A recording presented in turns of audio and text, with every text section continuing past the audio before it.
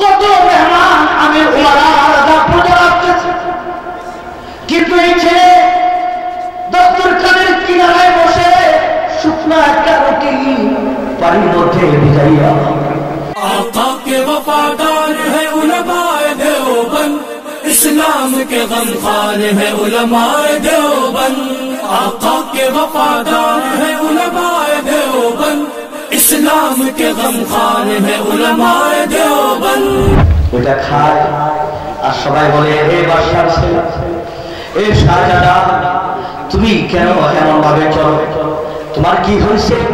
তোমার বাবা একজন রাজা বাদশাহ, তোমার বাবা এই দেশের একজন প্রভাবশালী বাদশাহ, আর তুমি কেন এইরকম পোশাক পরছো? ছিল না তুমি কেন এইরকম পুরানো, তুমি কেন এইরকম ছিন্ন ছিন্ন একটা পোশাক পরছো? আবার তুমি দস্তরখানের কোনায় বসে শুকনা রুটি দিয়ে জীবন অতিবাহিত করছো। তুমি ভালো খাবার কেন গ্রহণ করছো না?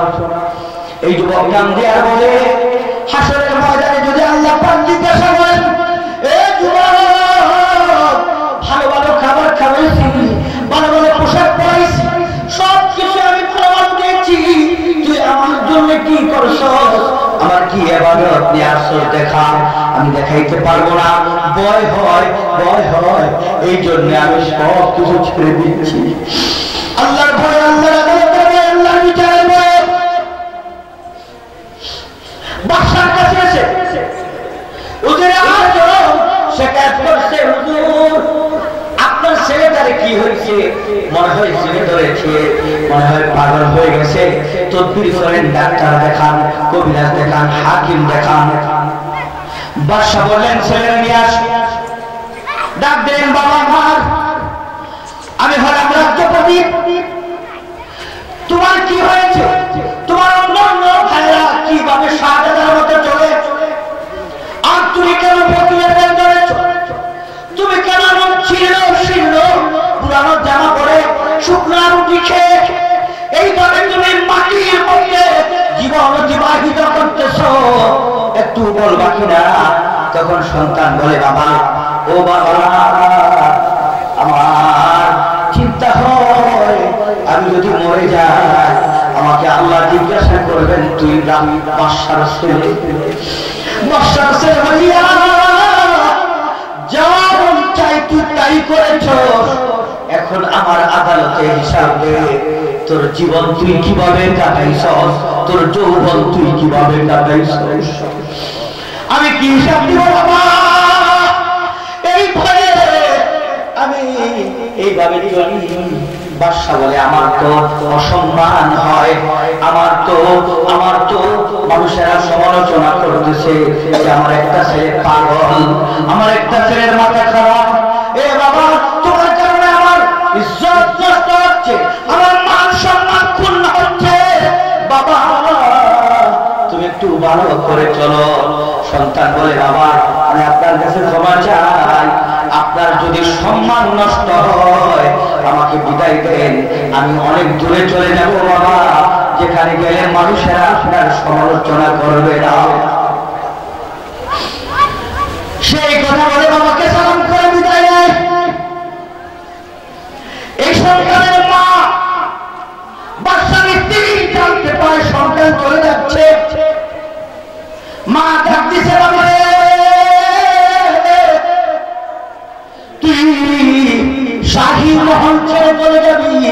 ও বাবা, যাওয়ার সময় আমি একটা স্বর্ণের আংটি দিয়ে দিই, এই আংটিটা দিকে তাকালে আমার মা, আমি যে তোর মা, মায়ের কথা স্মরণ করবে, আর যাওয়ার সময় আমি তোর একটা আল্লাহর কিতাব, আল্লাহর কালাম কোরআনে কারিম দিয়ে দেই। যখন তুই কোরআনে কারিম তেলাওয়াত করবি, মার দোয়া কোরআনে কারিম তেলাওয়াত করবি, মার কথা স্মরণ হবে, মার জন্য দোয়া করবি বাবা। যাওয়ার সময় এ সন্তান একটা কোরআন আর একটা আংটি গাঠুরির মধ্যে রেখে এবার অনেক দূরের পথে রওনা হয়েছে। যাইতে যাইতে যাইতে যাইতে অনেক দূর বাদশাহ মসজিদে রাজ্য ছাড়িয়া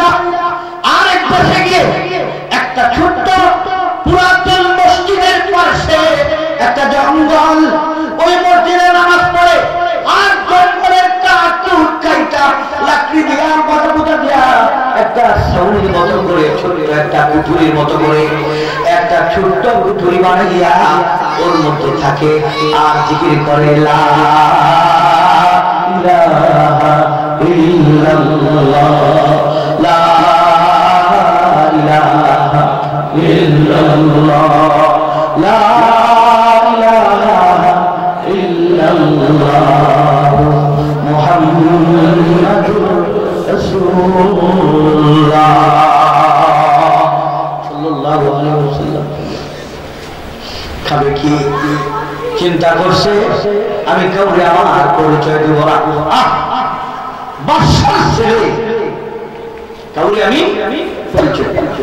মানুষের ভিতরে যখন পরিবর্তন আসে তখন দুনিয়া এভাবে মানুষ হয়ে আল্লাহ কি করবো, কিভাবে কামাই করবো, ভিক্ষা করবো না, ভিক্ষা করা যায় না। কিভাবে আমি কামাই করে রোজগার করে পেট চালাবো, চিন্তা করছে সপ্তাহে একদিন কাজ করবো, মানুষের এক সপ্তাহ আল্লাহর ইবাদত করবো, আরেকদিন কাজ করবো, 7 দিন যে টাকা পাই প্রত্যেক দিন রুটি কিনা আমি 7 দিন খাবো, এইভাবে কাজ করবো আর আল্লাহর ইবাদত করবো। সুবহানাল্লাহ।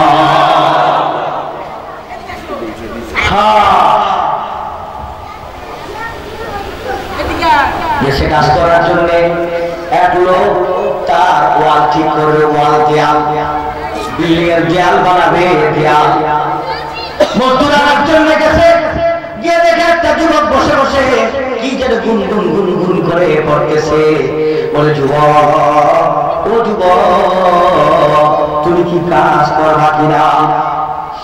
বলে যুবক তুমি কি কাজ করবা কিনা? বলে হ্যাঁ কাজ তালাশ করি। বলে কত দিতে হবে? 2টা শর্তের সাথে আমাকে একদিনের কাজের জন্য 7 দিরহাম দিতে হবে। 2টা শর্ত কি? 1 নম্বর শর্ত 5 ওয়াক্ত নামাজ জামাতের সাথে পড়ার জন্য সুযোগ দিতে হবে। গার্মেন্টসে চাকরি করো যে সকল যুবকেরা, গার্মেন্টস ওয়ালার থেকে সময় নাও, নামাজের সময় হইলে তোমাকে যদি ছাড়ে এই গার্মেন্টসে চাকরি করো, আর না হয় গার্মেন্টসে চাকরি করো না, আল্লাহ পাক হালাল রিজিকের ব্যবস্থা করে দিবেন বলে কোরআনে ওয়াদা করেছেন, ঠিক কি না? কিন্তু আমরা ভুলে গিয়েছি আল্লাহর ওয়াদার কথা, এই জন্য আমার চাকরি বড়, নামাজ বড় না, ঠিক কি না? ঠিক না? চাকরি বড় না নামাজ বড়? বলেন নামাজ বড়, চাকরি বড়, নামাজ বড়, নামাজ বড়। বাদশা হারুন রশিদের যুবক সন্তান বলতেছে আমাকে 5 ওয়াক্ত নামাজের সুযোগ দিতে হবে। ইতিহাসে আছে আল্লামা জুলফিকার আহমদ নকশবন্দি দামাত বারাকাতুহুম মুওয়াক্কিত তাইয়ারিয়া এই কিতাবের মধ্যে লিখেছেন বাদশা হারুন রশিদের এই যুবক তার কুঠরিতে গিয়ে জিকির করতেছেন লা ইলাহা ইল্লাল্লাহ, লা ইলাহা ইল্লাল্লাহ মুহাম্মাদুর রাসূলুল্লাহ। ও আল্লাহ, আল্লাহর কুদরতের কথা কেউ জানে ভাই? এখানে কার হায়াত আছে আর কার হায়াত নেই আমরা কেউ বলতে পারি না। এই মজলিস থেকে যাওয়ার পথও তো শেষ হয়ে যেতে পারি না ভাই। এই যুবক জিকির করতে করতে শুকনা রুটি খায় মানুষ কাঁদিয়ে যেতে পারে, কিন্তু দুনিয়ার খাবার কি আসল খাবার? আসল খাবার কোথায়? যুবকের অসুখ হয়ে যায়, যুবক বিছানায় পড়ে যায়, পরের সপ্তাহ মালিক চিন্তা করলো এই যুবককে দিয়ে আমার বিল্ডিংটা শেষ করবো, রহমতের বরকতের বিল্ডিং হবে। সুবহানাল্লাহ। এই যুবক তুমি সত্যিকার আল্লাহওয়ালা হয়ে দেখো, লোকেরা গার্মেন্টসের তোমাকে তালাশ করে, লোকেরা তোমাকে নিয়ে যাবে ফ্যাক্টরিতে, তোমাকে চাকরি দিবে তালাশ করে, ঠিক কিনা ধরে বলেন? হয়ে দেখো এই যুবকের উপর তুমি এমন করে দেখো বলে হুজুর দাড়ি থাকলে চাকরি হয় না। আউযুবিল্লাহ বলেন না।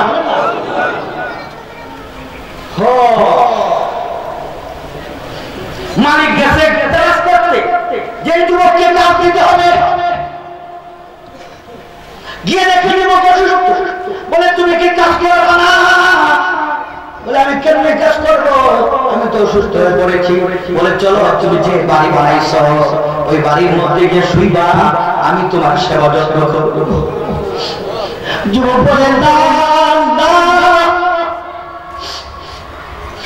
আমার ঠিকানা তোমরা বলে আমার বাড়ি কবরে হাসরে, আমার আসল ঠিকানা জান্নাতে, তোমার বাড়িতে আমি যাব না। আর আমি অসুস্থ হয়ে পড়েছি, আমি কোরআনে পড়ছি ওয়াইজা মারিতু ফাহুয়া ইয়াশফি, আমি যখন অসুস্থ হয়ে পড়ি তখন তিনি আমাকে সুস্থ করে। তিনি কে? তিনি কে? বলে তিনি কে? তিনি সুস্থ করেন। তোমার থেকে আমি ওষুধ কেন? যুবক জানতেছে চোখের পানি দিয়ে রোগ বসাচ্ছে। মালিক বলে মালিক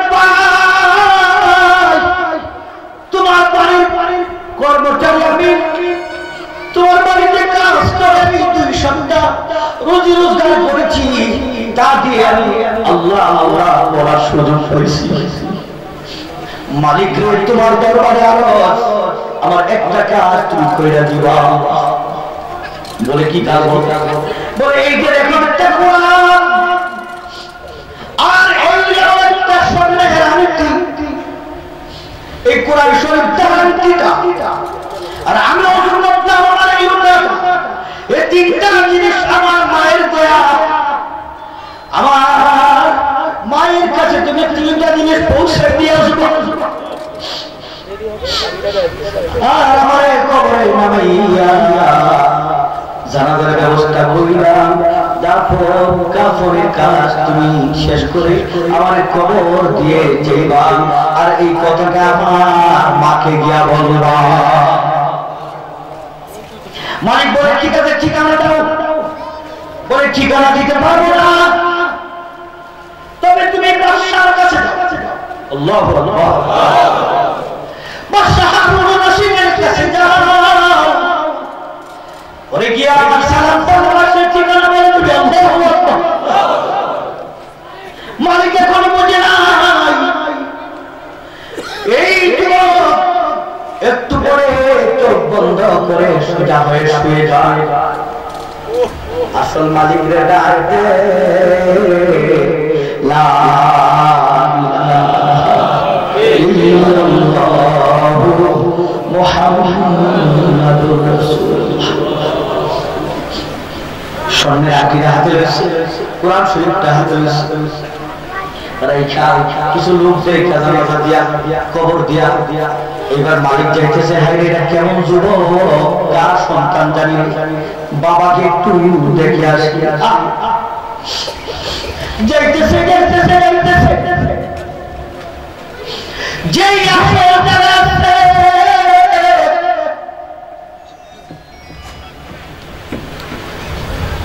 চলে আসে, রাত অনেক হয়ে গেছে। আমি আর আলোচনা দায়িত্ব করলাম না।